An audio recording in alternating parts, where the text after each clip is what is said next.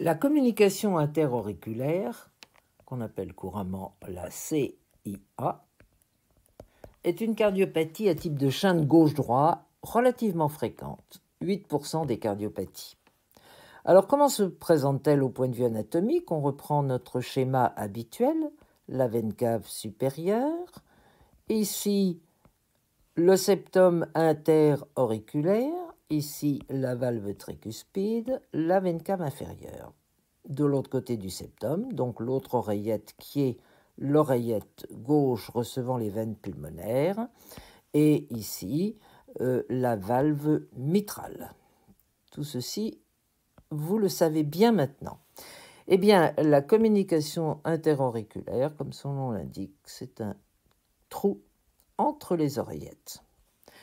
Conséquence, eh bien, comme il règne dans l'oreillette gauche une pression moyenne environ aux alentours de 6 mm de mercure et dans l'oreillette droite une pression qui ne dépasse pas 4 mm, vous le savez maintenant, il va se produire un shunt gauche-droit et le passage du sang, mais à faible pression, de l'oreillette gauche vers l'oreillette droite, passage d'autant plus important évidemment que le trou est plus grand. C'est une cardiopathie qui est souvent assez bien tolérée et les signes fonctionnels sont, on va dire, modestes. Ils sont soit absents, soit à type d'une certaine fatigabilité, de dyspnée, infection respiratoire, mais très souvent, c'est des enfants qui vivent quasiment normalement. Le diagnostic va être essentiellement clinique, c'est-à-dire grâce à l'auscultation qui fait entendre un souffle particulier, des bruits particuliers, plus l'aspect radiologique, plus des signes très particuliers de l'électrocardiogramme, on arrive habituellement, cliniquement, à faire le diagnostic de communication interauriculaire. Bien évidemment, on fera une échocardiographie qui va confirmer ce diagnostic, mais qui va permettre aussi de localiser la CIA. Car ce trou, ici je vous l'ai fait bien central, mais ce trou peut être à différents endroits du septum interauriculaire. Si je redessine l'oreillette par une vue à 90 degrés de la précédente, et que j'ouvre cette oreillette comme ceci pour voir ce qui se passe à l'intérieur, veine cave supérieure, veine cave inférieure, nous avons donc le septum en face de nous, et nous avons grosso modo 3 types de CIA. Celle qui est bien centrale, qui s'appelle l'ostium secondum, celle qui est bas située ici, près de la tricuspide, qu'on appelle l'ostium primum, et nous le reverrons au moment où nous étudierons les canaux atrioventriculaires. Et enfin, il peut s'agir d'une CIA haut située, que l'on appelle habituellement le sinus venosus.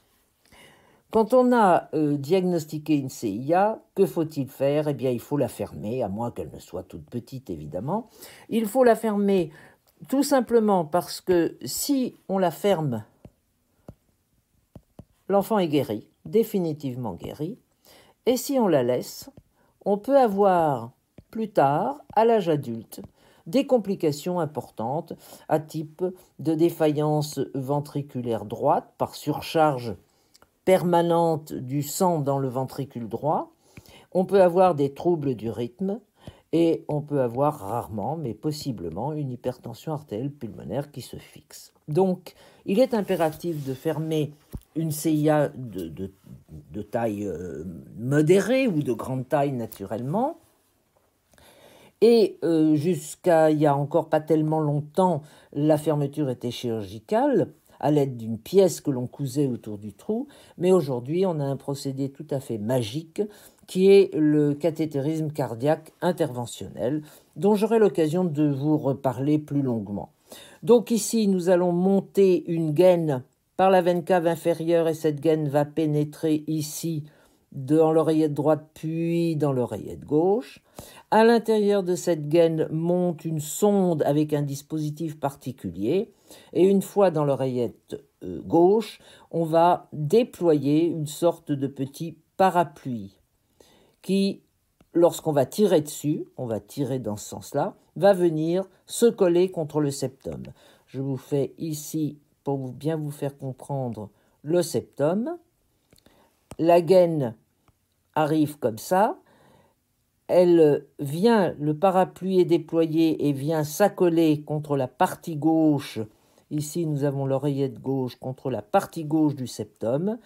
Et ensuite, lorsqu'on continue à tirer, une autre ombrelle se déploie et vient se coller contre la partie droite du septum interauriculaire. Ainsi, le trou est fermé.